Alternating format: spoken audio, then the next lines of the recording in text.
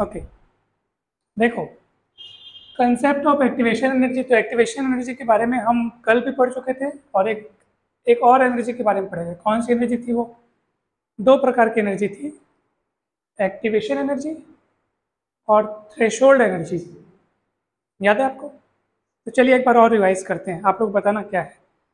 Activation energy यानी सक्रिय ऊर्जा और थ्रेशोल्ड एनर्जी यानी दहली ऊर्जा। ठीक है, दहली ऊर्जा और सक्रिय ऊर्जा, ये दो प्रकार की ऊर्जा हम कल पढ़े थे। आइए देखते हैं कि ये क्या होती है, एक बार और रिवाइज कर लेते हैं।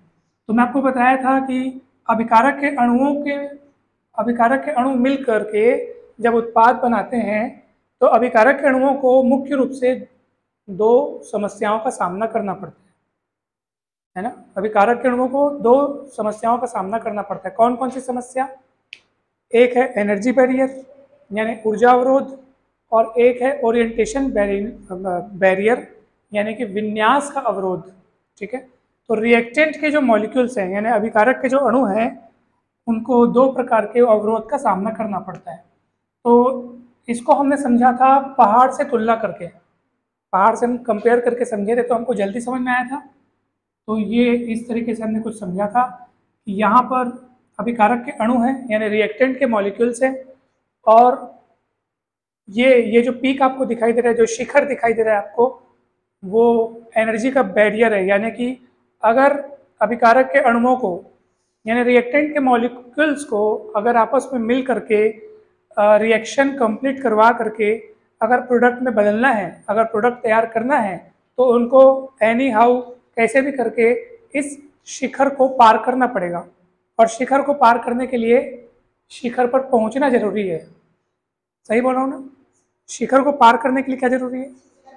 शिखर पर बिना पहुंचे उसको पार कैसे करोगे? तो शिखर पर पहुंचना जरूरी है। पहुंचने के लिए चढ़ना जरूरी है, और ऊपर जाने के लिए एनर्जी जरूरी है। अभी उनके पास इतनी एनर्जी है। एनर्जी हमेशा नीचे से ऊपर की तरफ नापी जाती है। यानी कि हम पूछेंगे कि यहाँ पर अगर रिएक्टेंट के मॉलिक्यूल्स हैं यानी अभिकारक के अणु हैं, तो उनके पास फिलहाल कितनी ऊर्जा है सर? तो यहाँ से यहाँ तक का जो लेवल है, ये जो दिख रहा है आपको, इतनी ऊर्जा अभी फिलहाल उनके पास है, जिसको हम बोलते हैं कि उनके ग्राउंड स्टेट में उनके पास कितनी एनर्जी। ग्राउंड स्टेट मतलब क्या होता है? सामान्य अवस्था, निम्न अवस्था, खुद की एनर्जी, बिना किसी से मांगी हुई और बिना किसी से ली हुई एनर्जी, उनकी खुद के पास जो एनर्जी है वो अभी इतनी है। निम्नतम अवस्था में ऊर्जा भी बोलते हैं, आद्य अवस्था में ऊर्जा भी बोलते हैं। आद्य मतलब कि शुरुआत में खुद के पास जो एनर्जी है वो इतनी है। समझ में आया? ग्राउंड स्टेट में एनर्जी इतनी है। शिखर पर पहुंचने के लिए क्या चाहिए ईशा? कितना गैप है देखो तो भला। लगभग लगभग इतना हमको एनर्जी और चाहिए, है ना? इतना एनर्जी हमको और चाहिए, और इसी को हम लोग बोलते हैं सक्रिय ऊर्जा, ई ए मतलब एक्टिवेशन एनर्जी। एक्टिव करने के लिए जो एनर्जी चाहिए वो एक्टिवेशन एनर्जी, तो ये ई बन जाएगा। और फिर जब जब एक्टिवेशन एनर्जी आप उनको दे दोगे और वे नीचे से उठ करके जब शिखर तक पहुंच चुके होंगे, शिखर पर पहुंचने के बाद अब उनके पास कुल ऊर्जा कितनी है? तो वो जो कुल ऊर्जा उनके पास अब जो रहेगी उसको हम बोलेंगे दहली ऊर्जा यानी थ्रेशोल्ड एनर्जी। समझ में आया कि नहीं? हिंदी इंग्लिश दोनों बोल रहा हूँ तो दिक्कत बिल्कुल नहीं जाएगी, आप चिंता मत करो। तो ये यहाँ से यहाँ तक की जो एनर्जी है सर, यानी कि टोटल एनर्जी, ये यहाँ से लेकर के पूरी नीचे तक की एनर्जी, तो ये हो जाएगी थ्रेशोल्ड एनर्जी। ठीक है, अब मैं इसको ना ई ग्राउंड बोल देता हूँ, ईजी बोल देता हूँ, अपने लिए समझने के लिए डिफाइन कर देता हूँ मैं ईजी। ईजी मतलब ग्राउंड स्टेट में उनके पास जो एनर्जी है। तो ग्राउंड स्टेट की एनर्जी में जब आप एक्टिवेशन एनर्जी मिला दोगे तब टोटल बनेगी थ्रेशोल्ड एनर्जी। नहीं समझ में आया क्या? तो अगर आपसे कोई पूछे कि सर सक्रिय ऊर्जा को डिफाइन कीजिए, एक्टिवेशन एनर्जी की डेफिनेशन बताइए, तो देखो मैं ऐसे बताऊंगा कि सक्रिय ऊर्जा की वो मात्रा है जो अभिकारक अणुओं को दी जाती है ताकि वे ऊर्जा अवरोध के शिखर को पार कर सके। ये पहली परिभाषा हुई, ऐसे अपने शब्दों में जोड़ के बोल दिया। दूसरी परिभाषा आप ऐसे बोल सकते हो कि सक्रिय ऊर्जा की वह मात्रा है जो दहली ऊर्जा से कम ऊर्जा वाले अणुओं को दी जाती है। अब जिस मॉलिक्यूल की एनर्जी दहली ऊर्जा के बराबर होगी, थ्रेशोल्ड एनर्जी के बराबर होगी, उसको हम एक्टिवेशन एनर्जी देंगे क्यों? बात समझ में आ रही? जरूरत किसको है? जो नीचे है बेचारा, जो शिखर, जिसकी एनर्जी इतनी है कि वो शिखर पे पहुंच चुका है या पहुंचने वाला है, खुद की एनर्जी उसके पास है, उसको हम एक्टिवेशन एनर्जी देंगे, दे के भी करेंगे क्या? क्यों देंगे उसको? नहीं नहीं, कोई कुछ नहीं, कोई गारंटी नहीं, कहीं भी हो सकता है, ये लेवल कहीं भी हो सकता है। हाँ हाँ, कहीं भी हो सकता है, कुछ भी हो सकता है, लेकिन हम नाम से ही देख रहे हैं ग्राउंड स्टेट, मतलब साफ साफ है कि सर नीचे ही होगा काफी है। तो देखो ना, एक्टिवेशन एनर्जी को मैं ऐसे भी डिफाइन कर सकता हूँ कि सक्रियण ऊर्जा, ऊर्जा की वह मात्रा है जो दहली ऊर्जा से कम ऊर्जा वाले अणुओं को दी जाती है। और कितनी मात्रा दी जाती है? ताकि इतनी आपको ऊर्जा देनी है ताकि उनकी कुल ऊर्जा दहली ऊर्जा के बराबर हो जाए, यानी ताकि उनकी टोटल एनर्जी किसके बराबर हो जाए? थ्रेशोल्ड एनर्जी के बराबर हो जाए। ये दूसरी परिभाषा हो गई। अब तीसरी आप बुक में देख लेना, मेरे ख्याल से मैं दोनों जो परिभाषा बताया हूँ ना उसका आधा आधा लिखा होगा बुक, तो एक परिभाषा बन गया होगा। ठीक है, तो आप कैसे भी, अगर आप समझ गए हैं ना तो आप अपने मन से डिफाइन करके लिख सकते हैं। ओके, अब आगे बढ़ते हैं। अब सुनो सर ये ऊर्जा अवरोध पे जब मॉलिक्यूल्स पहुंच जाते हैं, जब उनकी एनर्जी इसके बराबर हो जाती है, उसके बाद की कहानी हम लोग नहीं पढ़े थे कल, आज पढ़ेंगे कि सर जब आप उनको इतनी एनर्जी दे देते हो, एक्टिवेशन एनर्जी जब आप उनको दे देते हो, तो वो शिखर तक पहुंच जाते हैं, पीक तक पहुंच जाते हैं। वहां पे पहुंचने के बाद क्या होता है और वो प्रोडक्ट में कैसे बदलते हैं, अब हम उनको देखेंगे। देखो, मान लीजिए आपके पास, हम जो भी बात करेंगे सरल मॉलिक्यूल्स के लिए करेंगे, यानी सिंपल मॉलिक्यूल्स। एकदम कॉम्प्लेक्स टाइप के मॉलिक्यूल्स यानी कठिन और जटिल टाइप के अणु के लिए हम फिलहाल बात नहीं करेंगे। हम कैसे अणुओं के लिए बात करेंगे? जो सरल हैं, छोटे हैं, सिंपल मॉलिक्यूल्स हैं। जैसे मान लीजिए ए और प्लस बी, यानी बी और ए दो अलग अलग टाइप के मॉलिक्यूल्स हैं। जैसे आप ये मान लो ना H2, तो H2 का आप ऐसे समझ लो कि सर ये ए है तो HH लिखा है, ऐसे समझ लो। तो H2 बहुत सरल मॉलिक्यूल है, बी दूसरे टाइप का मॉलिक्यूल है, मान लो आप I2 मान लो।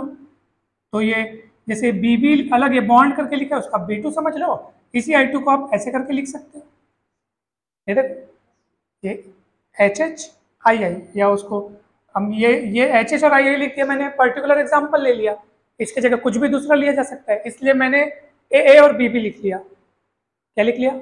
ए और बी, यानी कि ए प्रथम प्रकार का अणु है, बी द्वितीय प्रकार का अणु है, और इसमें दो परमाणु, ए दो परमाणु और इसमें भी दो परमाणु, परमाणु यानी एटम्स। ठीक है, अब सुनिए, अब ये मिल रहे हैं, तो मिलने के बाद जब वो कंबाइन होते हैं सर, कंबाइन होने के बाद एक कॉम्प्लेक्स बनता है। क्या बनता है? कॉम्प्लेक्स, उसको हम बोलते हैं संकुल, हिंदी में बोलते हैं संकुल। ये कुछ इस तरीके से बनता है, देखो, ए बी बी, और इनके बीच में बहुत ही ज़्यादा, इनके बीच में बहुत ही ज़्यादा अनस्टेबिलिटी रहती है। यानी कि अब देखो सर, केमिकल रिएक्शन होने का मतलब क्या होता है? सर केमिकल रिएक्शन हो रही है, उसके बोलने का मतलब क्या है पता है? केमिकल रिएक्शन कंप्लीट होने का मतलब यह है कि रिएक्टेंट के पुराने बॉन्ड्स टूटते हैं और नए बॉन्ड्स बनते हैं। अब देखो ना, आप खुद बताओ, H2 और I2 मिल करके 2HI बनते हैं, तो आप खुद अच्छे से इसको गौर करो कि हो क्या रहा है यहाँ पे। H2 बोलने का मतलब H2 बोलने का मतलब H का H के साथ बॉन्ड बना है, H का H के साथ बंध बना है।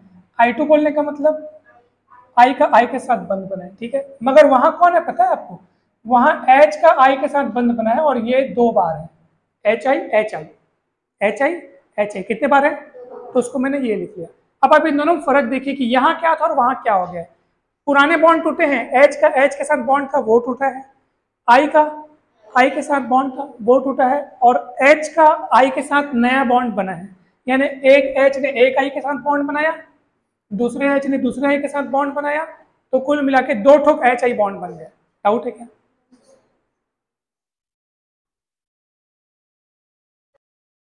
ओके, हाँ सुनो ना, मैं क्या बोल रहा था आपको पता है? पहले बताओ समझ में आया कि नहीं है? रिएक्शन होने का मतलब क्या है कि पुराने बॉन्ड टूटते हैं और नए बॉन्ड बनते हैं। H का H के साथ बॉन्ड बना है वो टूटेगा, I का I के साथ बॉन्ड बना है वो टूटेगा, और H के साथ, H का किसके साथ बॉन्ड बनेगा? I के साथ। सेम वही कंसेप्ट यहाँ पे आप बोलो ना, ए ए के साथ बॉन्ड बनाया वो टूटेगा, बी का बी के साथ बॉन्ड बनाया वो टूटेगा, और किसका किसके साथ बॉन्ड बनेगा, यही होगा।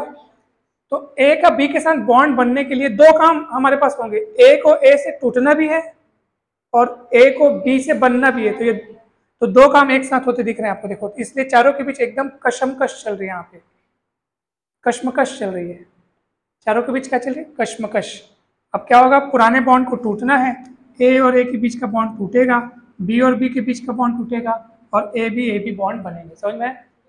तो टूटने के पहले मतलब टूटने और जुड़ने के बीच की जो कंडीशन वो आपको दिखाई जा रही है, ना ए और ए के बीच पूरी तरह से टूटना हुआ है और ना ए और बी का पूरी तरह से जुड़ना हुआ है, दोनों काम अभी नहीं हुए, बीच की कंडीशन है। वो बीच की कंडीशन को ही ना इस शिखर पर दिखाया जाता है, यानी ये वाली पूरी कंडीशन का फोटो यहाँ बना दूं तो बहुत बेहतरीन हो जाएगा।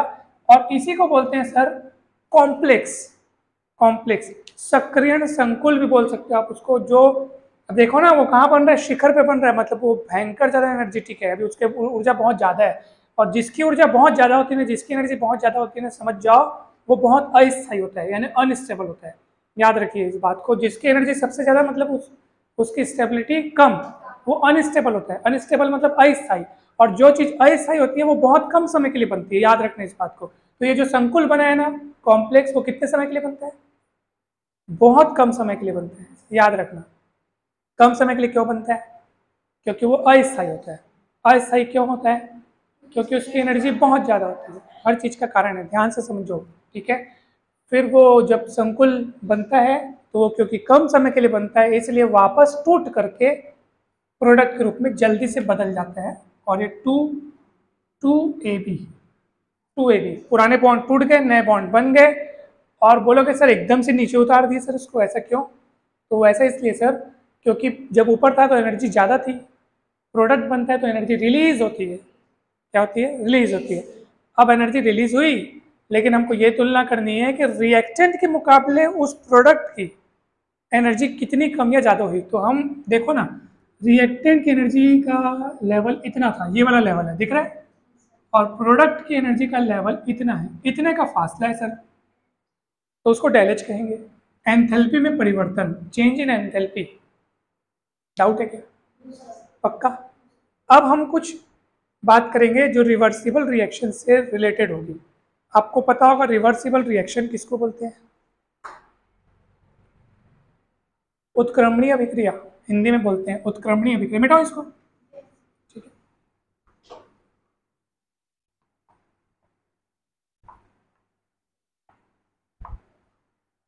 चलिए देखो सब ध्यान से देखिएगा। जैसे मान लीजिए मेरे पास ए और बी दो अभिकारक है, और ये मिलकर के उत्पाद बनाते हैं सी और डी। ए और बी दो रिएक्टेंट है और प्रोडक्ट क्या बन रहा है, सी और डी।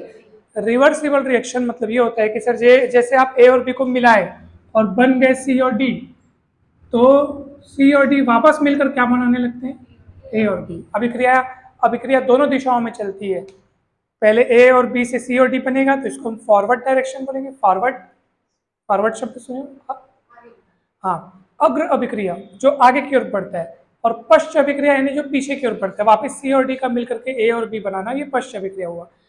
तो सर अब इस अभिक्रिया के लिए आप वही एनर्जी डायग्राम बना के बताइए। अब हम इस अभिक्रिया के लिए वो एनर्जी डायग्राम बनाएंगे। चलिए अब सर इसमें दो कंडीशन है, ध्यान से समझिएगा, बहुत मजा आएगा। दो कंडीशन है, पहला ये है, ये जो रिएक्शन आप बनाए हो सर, इसका नेचर कुछ भी हो सकता है, या तो ये एक्सोथर्मिक हो सकती है या एंडोथर्मिक हो सकती है, यानी कि या तो ये ऊष्माक्षेपी अभिक्रिया हो सकती है या ऊष्मा शोषी अभिक्रिया हो सकती है। ऊष्माक्षेपी अभिक्रिया किसको बोलते हैं, जिसमें ऊष्मा उत्सर्जित होती है, और ऊष्मा शोषी किसको बोलते हैं, जिसमें ऊष्मा अवशोषित होती है। जब बाहर से ऊष्मा ली जाती है तो ऊष्मा शोषी, और जब ऊष्मा निकलती है तो ऊष्माक्षेपी, यानी ऊष्माक्षेपी यानी एक्सोथर्मिक। जब रिएक्शन कंप्लीट होती है तो एनर्जी रिलीज होती है, अगर रिलीज हो रही है अगर, तो एक्सोथर्मिक। और रिएक्शन कंप्लीट होने के साथ अगर बाहर से एनर्जी और एब्जॉर्ब की जा रही है तो एंडोथर्मिक। समझ में आया, एंडोथर्मिक यानी ऊष्मा शोषी, और एक्सोथर्मिक ऊष्माक्षेपी। तो ये दोनों के लिए हम चित्र पढ़ेंगे, बहुत सरल है, घबराने की जरूरत नहीं है। देखो समझ में आएगा, आएगा धीरे धीरे से आएगा। ठीक है। तो बस, और क्या है, कठिन नहीं है, बहुत सरल है। तो सर सुनिए ना, देखिए, अगर मैं रिएक्टेंट का लेवल ऊपर रख रहा हूँ और प्रोडक्ट का लेवल नीचे रख रहा हूँ, और ये वैसे मैंने बना दिया, ठीक है, पक्का, अभिकारक का लेवल ऊपर रखा हूँ, ये देखो इतना, और प्रोडक्ट का लेवल नीचे रखा हूँ, तो आप मुझे बताइए, और ये इसका पीक हो गया, है ना।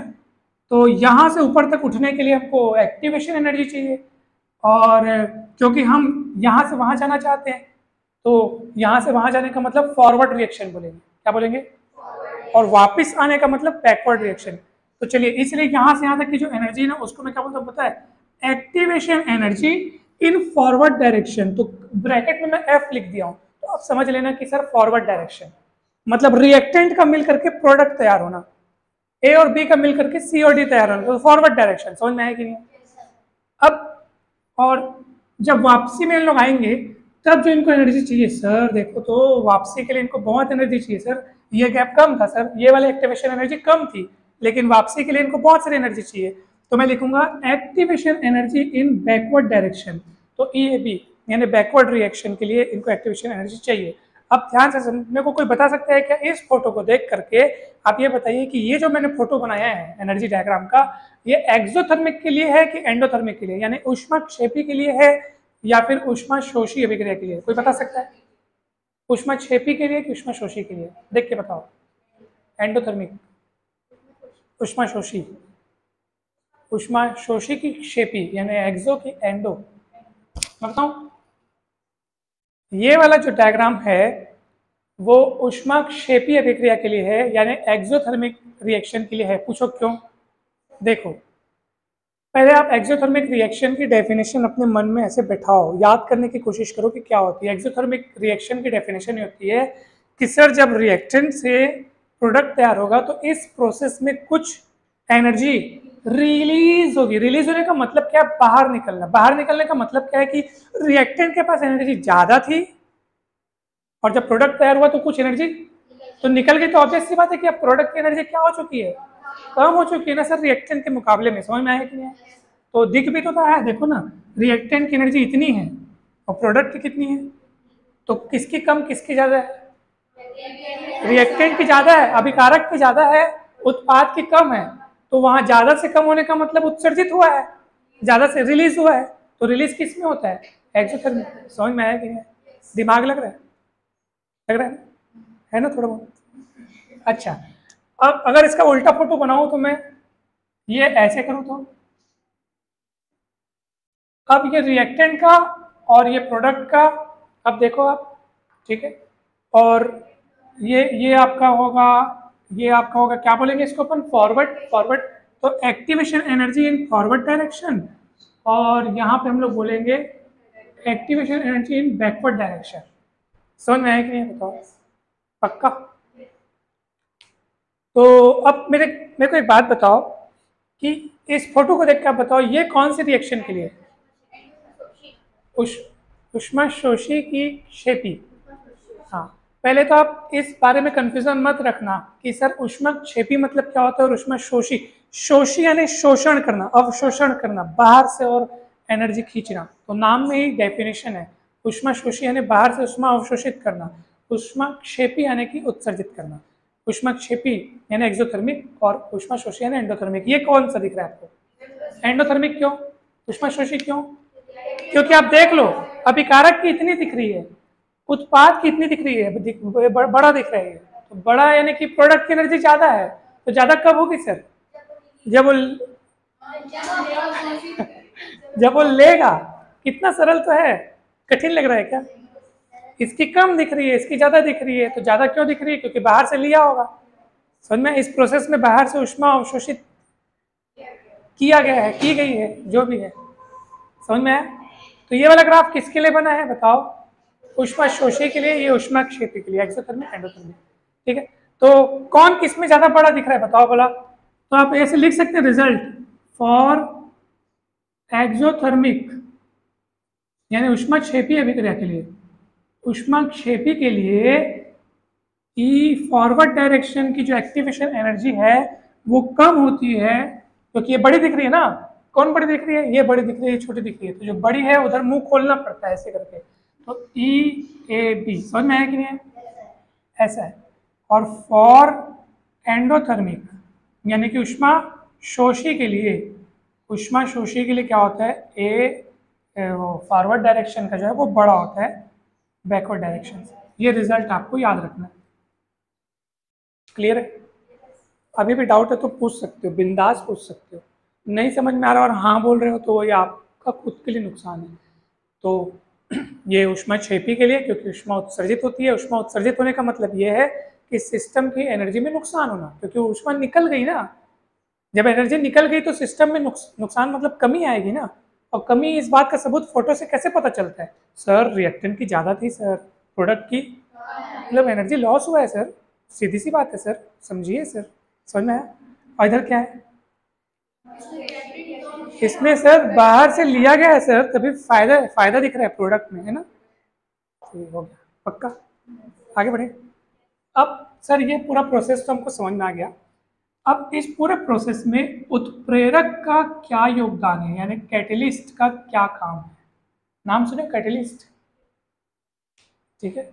यहाँ पे हम धनात्मक उत्प्रेरक की बात करेंगे। धनात्मक यानी पॉजिटिव कैटलिस्ट, पॉजिटिव कैटलिस्ट की बात करेंगे। ठीक है। अब मुझे एक बात बताइए,